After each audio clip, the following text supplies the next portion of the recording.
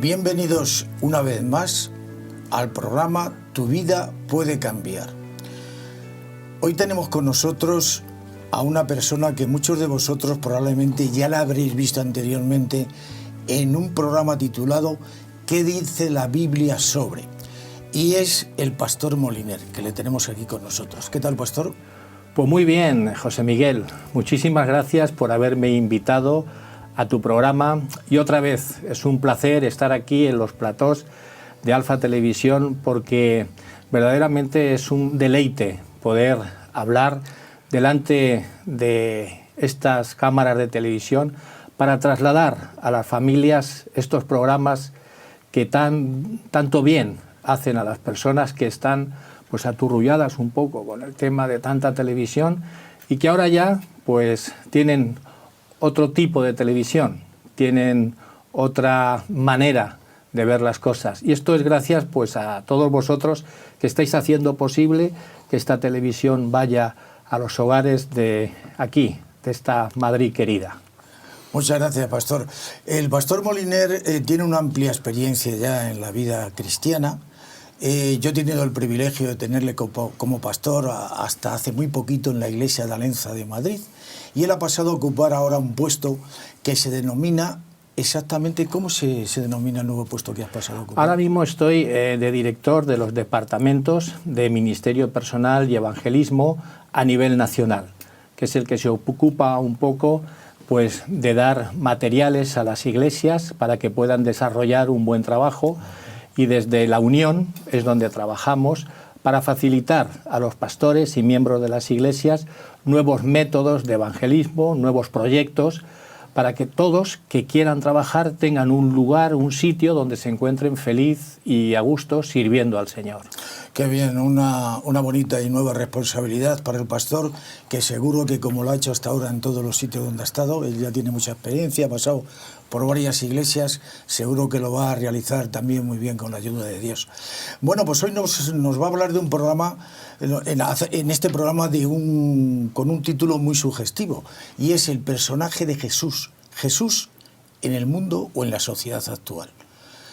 Es así, ¿verdad, pastor? Sí, es así. Es precisamente qué es lo que la gente quiere, qué respuestas quiere cuando preguntan por el personaje de Jesús, que vivió hace 2000 años, pero quieren saber más sobre este personaje tan interesante.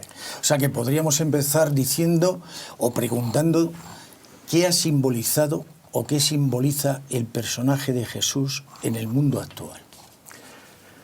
Bueno, el personaje de Jesús, como te comentaba, ha sido un personaje que ha marcado un antes y un después. Ha marcado un hito en la historia porque el personaje de Jesús como hombre, hoy en día, todo el mundo lo acepta. Igual que aceptan a Aristóteles, aceptan a Julio César o a Platón. Es un hombre que vivió hace 2000 años. De eso hoy nadie lo duda. Todas las personas que se encuentren con la pregunta ¿existió o no existió? Pueden ver en cualquier biblioteca citas extrabíblicas fuera de la Biblia donde Jesús existió. El problema, José Miguel, existe cuando decimos que Jesús es Dios. Ahí es donde ya la fe interviene. Porque que sea Dios ya la gente tiene problemas para aceptarlo. Pero Jesús como hombre, efectivamente, no hay ninguna duda. Y ha marcado un hito en este mundo porque cuando yo les pregunto a las personas que quieren dar estudios bíblicos, aquellos que quieren saber más y profundizar sobre la Biblia, a veces les pregunto, ¿en qué año naciste? Y me responden, pues en 1965. Digo, ¿1965 después de qué? ¿Cuál es ese año cero que marca un punto en la historia para que tú hayas nacido en 1965?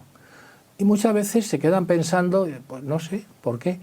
Digo, porque en el año cero nace un personaje tan importante que hoy todo el mundo toma como referencia este personaje, Jesús. Entonces tú has nacido en 1965 después de Cristo. Luego, en esta sociedad que vivimos, y ya la están adoptando pues muchas sociedades, el personaje de Jesús es tan importante pues que marca un antes y un después. Resulta de que cualquier acontecimiento histórico se data sobre esta base de Jesucristo. En el año 457 a.C., ¿qué ocurrió? Bueno, pues entonces vienen relatados los hechos de qué pasó en esta fecha famosa. ¿Qué ocurrió en el año 1844 después de Cristo? Bueno, pues todas estas fechas las marcan un antes y un después de este personaje histórico, de este hombre que marcó en la vida de los hombres algo revolucionario y que puede seguir marcando si uno lo acepta no como hombre solamente, sino también como Dios. Cuando uno lo acepta como Dios, cambia absolutamente todo. Indudablemente, creyentes o no creyentes, es muy difícil que no puedan aceptar que este personaje, que como tú muy bien has dicho, es un personaje que a nivel histórico está ahí y se sabe que ha pasado por este mundo, no puedan pensar que cambió el mundo. Indudablemente es un personaje que cambió la sociedad, los pensamientos que se tenían hasta entonces. Cuando él llegó y comentó, él comentó, ama a tu prójimo como a ti mismo, en una época que lo que se decía es ojo por ojo y diente por diente. Entonces, esto fue algo que cambió la forma de pensar de aquella sociedad, con una trascendencia que ha llegado hasta nuestros días. Ahora, retrotrayéndonos a aquella época, ¿podíamos pensar que los judíos ya entonces esperaban la venida de un Mesías? Pues te voy a decir que sí, porque el pueblo judío, desde que fue pueblo, que Dios los eligió como tal, porque Dios eligió a un pueblo porque de ese pueblo tenía que nacer su hijo y tenía que nacer de una mujer. De manera que cuando Dios elige a Abraham y le dice, sal tú y toda tu parentela, y los sacaron de Ur de los caldeos, le dijeron, sal que te voy a mostrar una tierra que esta va a ser para ti. Entonces Abraham deja todo y a partir de ahí Dios constituye un pueblo, el pueblo judío, y les pone una marca pues que todos sabemos cuál es la circuncisión, donde ya dice, este es mi pueblo y este es el pacto, la señal que yo tengo con mi pueblo. Pues de aquí, de este pueblo, saldrá un Mesías, el ungido, que va a dar a mi pueblo una satisfacción, va a reconocer todas las naciones que algo especial hay en este pueblo. Y de siempre, el pueblo judío ha estado esperando este Mesías.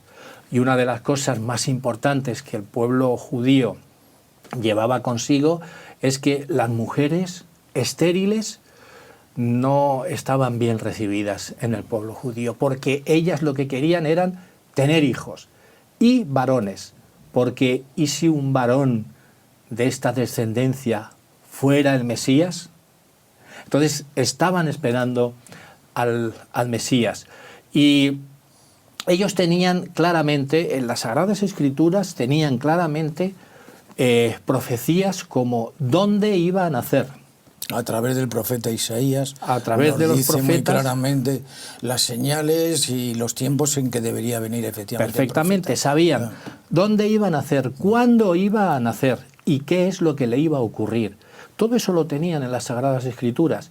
Y ellos constantemente, pues cuando se reunían en el templo o cuando se reunían en lugares específicos, en sus sinagogas, cuando todo esto se encontraban allí todos los sábados, constantemente decían, y vendrá el Mesías y nos librará de la opresión que tenemos, y vendrá el Mesías. Y en el mismo relato de la palabra de Dios vemos como había falsos mesías que se autoproclamaban como mesías. Claro, el enemigo pues también lo que hacía era meter mesías falsos para que cuando viniera el auténtico no lo reconocieran. Y esto fue lo que pasó. Claro, porque ellos verdaderamente lo que esperaban es un Mesías totalmente distinto al que llegó. Ellos esperaban un Mesías de poder, un Mesías que iba a doblegar al imperio romano que los subyugaba, y que bueno, les iba a llevar a ser una nación predominante en el mundo. Entonces, claro, cuando llegó un personaje que era sencillo, era humilde, que decía perdona a tus enemigos, tendrás que perdonar hasta 70 veces 7, etcétera, etcétera, ellos no entendían que el Mesías que ellos esperaban pudiera ser ese. Y ya desde un primer momento vemos cómo ese Mesías es perseguido ya incluso desde su nacimiento, porque ya sus padres tuvieron que huir y se tuvieron que marchar, como sabemos, hacia Egipto para huir del peligro que ese niño corría, efectivamente. Sí. Sabemos que hay un personaje por todos conocido, que es Satanás, que él desde el primer momento trató de entorpecer y de anular la labor que Dios, que Jesús, su gran enemigo, iba a traer a este mundo. Y entonces ya sus padres, yo creo que lo tuvieron que pasar. Bueno, de hecho sabemos que lo pasaron muy mal y no sé cómo verdaderamente piensas tú que pudieron llevar a este niño con esos peligros a Egipto, a las tierras de Egipto, ¿no?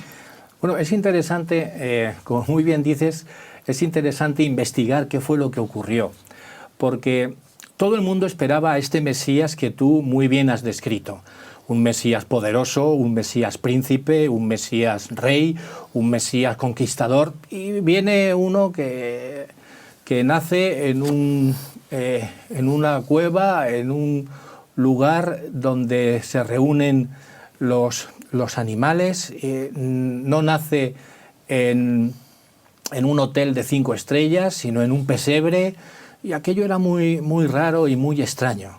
Y la manera de nacer, pues también es bastante confusa para aquellos que lo esperaban de esta manera. De una gente muy humilde que viven en Nazaret, tanto María como José, que precisamente que tampoco todavía no estaban casados, y de una mujer que es virgen, soltera por supuesto, va y nace un niño. Aquello era pues bastante problemático, porque José, recuerdas que cuando vino María diciendo que estaba embarazada, pues José dice no, esto no. Entonces la deja a María para él retirarse y no quiere ni denunciarla, porque para su mente dice que eso no es posible y que se quede embarazada por obra y gracia del Espíritu Santo. O sea que ya de entrada aquello que Dios predispuso para que el Señor viniera, para que su Hijo viniera, fue un tanto raro. Pero perdona, pastor, es que en base a lo que estás comentando hay algo muy significativo, y es que si el Señor no hubiera dirigido a José, porque todos los acontecimientos, indudablemente, hasta la marcha de Egipto estaban dirigidos por el Señor, si Dios Todopoderoso no hubiera dirigido a José, lo que hubiera podido ocurrir, porque las leyes de esa época estaban así establecidas, que María hubiera podido ser apedreada. Sí, por supuesto. Por supuesto, porque en aquella época, cuando ellos ya contraían un noviazgo oficial, era como si estuvieran casados, pero tenían que esperar un año para vivir juntos. Y estaban los dos en esa época, tanto María como José se habían comprometido con las diferentes familias para que se casaran y tenían que estar un año. ¿Qué ocurrió? Que no cumpliéndose ese año, ella queda embarazada. Y José, como dice la Sagrada Escritura, no quiso denunciarla, porque si la hubiera denunciado, ella hubiera sido apedreada por adúltera, por haber seguido con alguien que no iba a ser su futuro esposo. Entonces, como no quiso denunciarla, la dejó, hasta que tuvo que venir un ángel y le dijo: José, ve con tu esposa, con tu novia, recógela, cásate con ella, porque lo que lleva dentro, engendrado de Dios es. Y entonces, ante aquel mensaje, José pues se dio cuenta de que estaba en un craso error, fue a María, le pidió perdón y ya conformaron esta familia, y ya estuvieron la familia y ella embarazada. O sea que a partir de ahí la cosa se desarrolló bastante mal. Y luego, como tú también has dicho, Satanás, no de una manera directa, porque Satanás lo que ha hecho siempre ha sido pues coger naciones y a sus reyes y los ha instado a que persiguieran a Jesús y también a su pueblo. Y en esta ocasión Satanás lo que hizo fue instar a Herodes a que matara a todos los niños de Belén, menores de 2 años, para acabar con la vida de Jesús, que es cuando otro ángel se presentó delante de José y María y le dijo: huid a Egipto porque Herodes quiere mataros. Y entonces ya fue cuando huyeron, y con los presentes que les trajeron los magos de Oriente, que uno fue incienso, otro fue oro y otro fue mirra, con el oro que le entregó uno de los magos, pues se pudieron mantener en Egipto hasta que Herodes pues falleció, y ya pudo volver a Nazaret y a vivir tranquilamente hasta, pues eso, hasta los 30 años que comenzó el ministerio de Jesús. Pastor, bueno, tenemos claro que el Señor guió todo esto, como tú muy bien acabas de decir. Termina el peligro y ellos regresan nuevamente. Las Sagradas Escrituras nos dicen muy poquito acerca de la infancia y la adolescencia de Jesús. Prácticamente nos dicen muy poco, exceptuando cuando es llevado al templo y el niño se pierde, sus padres le buscan y él les dice: no sabéis que tengo que ocuparme de las cosas de mi padre. Yo creo que quitando eso, muy poquito más nos dicen las Sagradas Escrituras. Entonces hay una pregunta aquí que es interesante, que seguro que tú nos la vas a poder responder a los televidentes y a mí. Jesús, cuando él nació y se iba desarrollando en estos primeros tiempos, ¿él sabía ya que era hijo de Dios? ¿O algún acontecimiento o alguna circunstancia le llegó para que él supiera que era el Mesías, que era el Hijo de Dios?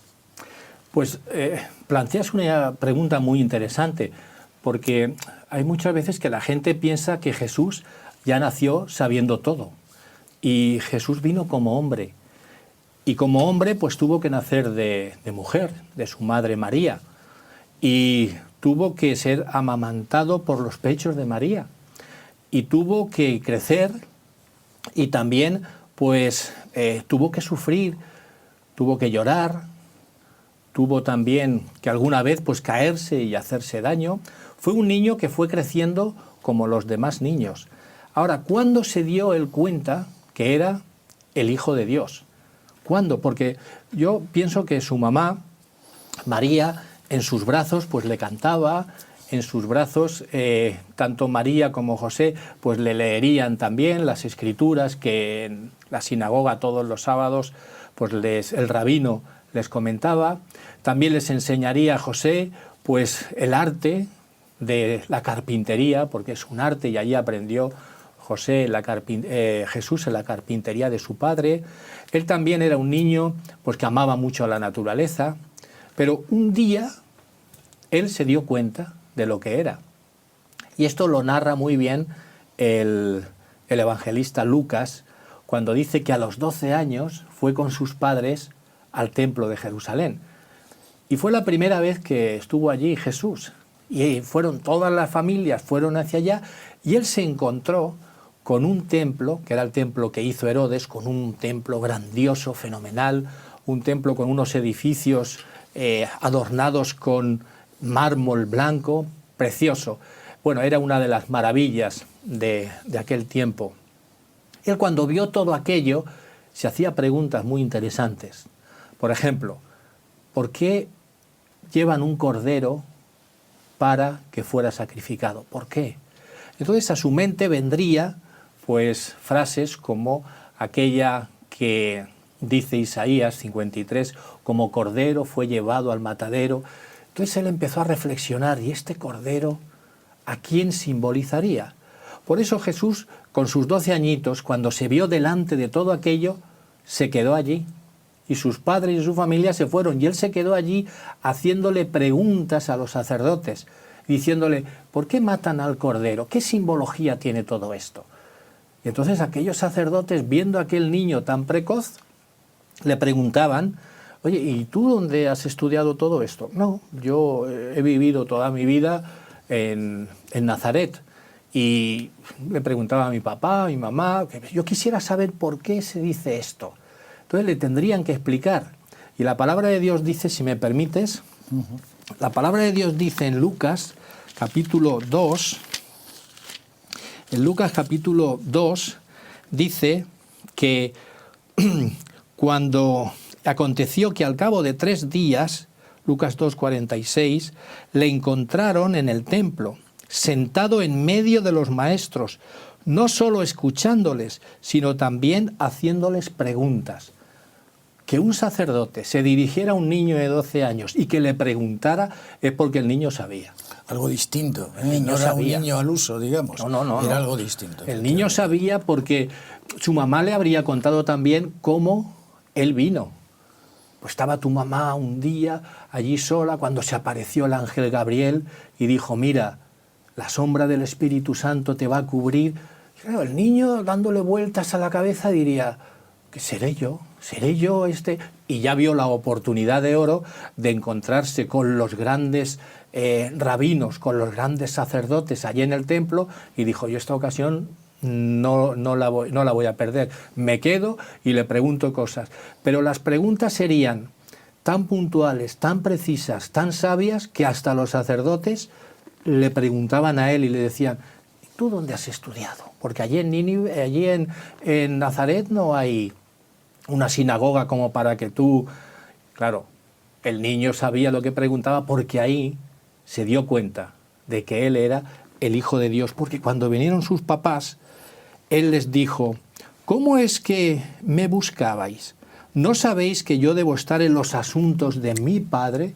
Y él con el dedo señaló al cielo, pero ellos, los papás, no comprendieron la palabra que les habló. Hoy me he dado cuenta, dijo Jesúsín, por llamarle, pues tenía 12 años, dijo, hoy me he dado cuenta de que yo soy el Hijo de Dios, el Mesías.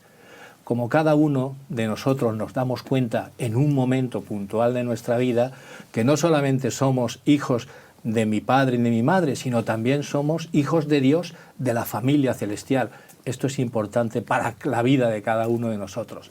En un momento puntual nos damos cuenta de la maravillosa oportunidad que tenemos de reconocer que nuestro Padre es Dios. A partir de ahí cambia nuestra vida. Muy bien, pastor.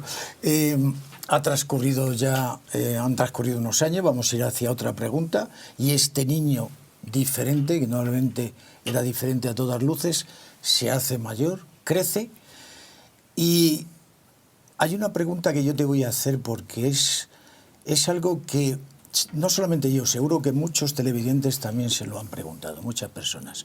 ¿Cómo es posible que ese personaje que realiza en su andar a través de los campos de Palestina tantos milagros, que a gente, a multitudes que están hambrientas las sacia de comida, que a personas que están desahuciadas por su enfermedad las cura, y que incluso ven como una piedra en un sepulcro se corre y de esa piedra sale un hombre envuelto en gasas a su voz, al decirle, Lázaro, sal fuera? Es difícil entender cómo fariseos, saduceos, todas esas personas que habían visto estos milagros no le puedan aceptar como Mesías y que luego, allá, aquel día, delante de Pilato, dijeran, crucifícale, crucifícale. ¿Cómo es posible? ¿Cómo podemos entender esto? La pregunta tiene mucha profundidad, José Miguel. Tiene mucha profundidad porque tú has comentado al principio del programa, has comentado que el pueblo judío esperaba a un Mesías totalmente diferente al que se presentó. Porque el que se presentó lo que quería era mostrar a todos, primeramente, el carácter del Padre. Porque todo el mundo pensaba que Dios, en vez de ser un Dios justo, era un Dios justiciero. Tú la haces, tú la pagas. Tú has hecho esto, a por ti voy. Ese es el Dios que hoy en día también hay pues instituciones que presentan así a un Dios vengativo, justiciero, y no es así. Dios es un padre de familia que te ama, que te quiere, que quiere que tú cambies tu manera de ser para estar con Él. Entonces Jesús vino primeramente a mostrar cuál era el carácter del Padre y después a mostrar un plan de salvación. Y ese plan de salvación era el siguiente. Mirad, yo soy el Mesías, yo soy el ungido, el que vosotros habéis esperado durante tanto tiempo. Pero para que seáis siervos de mi reino tenéis que cambiar. no podéis ser tan agresivos ni tan vengativos, no podéis ser tan feroces, tenéis que cambiar ese carácter, porque el reino que yo os presento es un reino de amor, de paz, de misericordia. Y aquellos decían, no, tú te estás equivocando. Ese no es el Mesías que nos han predicado todos nuestros rabinos, nuestros sacerdotes, y es que es normal, necesitamos a un Mesías que venga con una mano dura, empuñando una espada y acabando con todos los demás. Y Jesús insistía y decía, no es así, yo os lo voy a mostrar. Y entonces él, mediante milagros, hacía milagros tan poderosos que aquellos se quedaban pensando y diciendo, si poder tiene, si esto no lo puede hacer nadie sino un profeta, no lo puede hacer nadie sino un enviado de Dios, pero que sea el Mesías no puede ser, porque queremos a un Mesías guerrero, batallador. Y por muchos milagros que les presentó, era tan poderoso ese orgullo, ese egoísmo, esa egolatría que tenían dentro de sí, que por mucho que lo vieran, no había manera de decirles, mira, yo soy el Mesías, acéptame. Imposible. La verdad es que yo creo que la verdad, para la redundancia, que Jesús predicaba iba en contra de sus intereses, de los intereses que ellos tenían. Como iba en contra de sus intereses, aunque ellos captaban que podía ser la verdad y vieron esos milagros, no fueron capaces de aceptarle como Mesías y bueno, y le llevaron a la cruz. Muy bien, pastor, pues es muy interesante lo que nos acabas de decir y estoy convencido de que esto deberíamos continuarlo en un momento determinado para que nuestros televidentes pues puedan seguir escuchando todas estas nuevas, digamos, confesiones o reflexiones que tú nos estás diciendo, y para su conocimiento, y que vayan creciendo en el conocimiento de nuestro Señor. Muy bien, pues hemos llegado, el tiempo es inflexible, como sabéis, en la televisión. Hemos llegado al final de nuestro tiempo. Vamos a emplazar al pastor Molinet para que esté aquí nuevamente con vosotros, y también esperamos teneros a vosotros como os tenemos en estos momentos. Me despido diciéndole al Señor y rogándole para que Él os guarde y os guíe.